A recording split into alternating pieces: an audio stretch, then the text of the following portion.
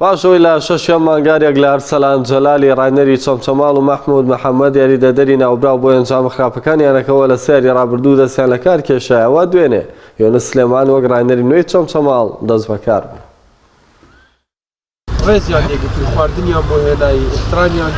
پاش ئەوەی لە شەشی ئەم مانگا هەریەک لە ئەرسەلان جەلال ڕاهێنەریانەی چەمچەماڵ و مەحموود محەممەد یاریدەدەری ناوبراو باهۆی ئەنجامە خراپەکانی یانەکەوە لە سێ یاری ڕابردوودا دەستیان لە کار کێشایەوە، ئەمڕۆ یۆنس سلێمان وەک ڕاهێنەری نوێیانەی چەمچەماڵ دەست بەکار بوو.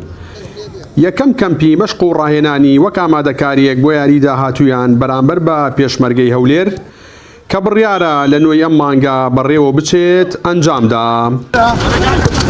ئەمە ئیش دەکەن لەسەر هەندێک جزئیاتی بەسیط، لەسەر هەندێک تۆپی سابت، لەسەر چۆن مەسەڵەن تەختی یاریزان چۆن مەسافەت چکە دەکات، چۆن مەسەڵەن گۆڵ نەخۆن، چۆن مەسەڵەن هەجمە دەست پێ دەکەن. بەس ئەوەیە بڕۆژێک چا نابێ، یەک ڕۆژ تەمرین هەندێک بەسیطە، ئەوەیە هەفتێک و 2 هەفتێ و 3 هەفتێ دوێ وردە انشاءالله ئیش دەکەن لەسەر مواضعانە. طبعا ئەمە طموحی مە هەیە، طموح کەس بێ طموح نابێ، ئەو طموحی مە هەیە بەرەو پێش دەبچن انشاءالله. ئەتوزان پێ 5 فەریق هەیە 29 خاڵە، بيك فوز دچ پیش بيك دوران ديت نوين دايمين يعني هرد بايا ما ايش بكنا سر موضوعنا عقداري او موضوعنا بن داوي لبرن لو هاندرا كاين بوم سياري لسريك شخصماني ناو اسيجي خراب معنا بو ان شاء الله لقل مدربي تازه كابتن وينس ئاسێکی ترمان دەبێ و لە یەکەم یاری بەرامبەر پێشمەرگەی هەولێر ئینشەڵڵا تاویزیەکەینەوە بۆ جمهورە و ئینشەڵڵا ئامادەکاریی باشمان کردووە و بۆ سێخاڵی یاریەکە چین و پشتیوان بەخوا بە سەلامەت ئەگەڕێنەوە.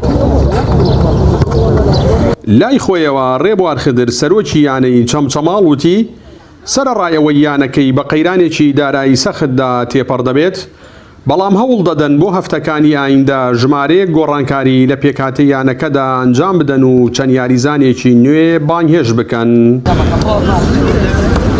دیارە کاپتن وینسش هەم ڕاهێنەرێکی بەتوانایە و پێشتر ڕاهێنەری چەندیانەیەکی خولی نایابی کوردستان بووە و پێمان وایە جێگرەوەیەک بۆ شوێنی کاپتن ئەرسەلان کاپتن وینسە و قەناعەتشمان وایە ئینشەڵڵا ڕاستە کات و زروفەکەی ئەوش کەمێک کاتەکەی کەمە، بەڵام هەوڵە دەین ئینشەڵڵا هەمومان بەیەکەوە بتوانین ناوی چەمچەماڵ بەرەو پێش بەرین و بچینە مەرتەبەکانی پێشەوە. یانەی چەمچەماڵ تا ئێستا 20 یاری ئەنجام داوە.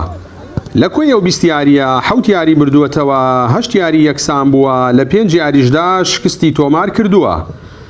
لای ئێستاشدا یانەکە بە کۆکردنەوەی 29 خاڵ و تۆمارکردنی 23 گۆڵ ڕیزبەندی چوارەمی یانە نایابەکانی کوردستانی گرتووە. هاندەرانی یانەکەش چاویان لەوەیە یانەکەیان لەمە دووە ئەنجامەکانی بەرەو باشتر بەرێت، بە تایبەت پاش ئەوەی چەمچەماڵ 3 شکستی یەک لە دوایەکی لە نێو یاریگای خۆیدا تۆمار کرد. جەلال جەباری، کەناڵی ئاسمانی پەیام، چەمچەماڵ.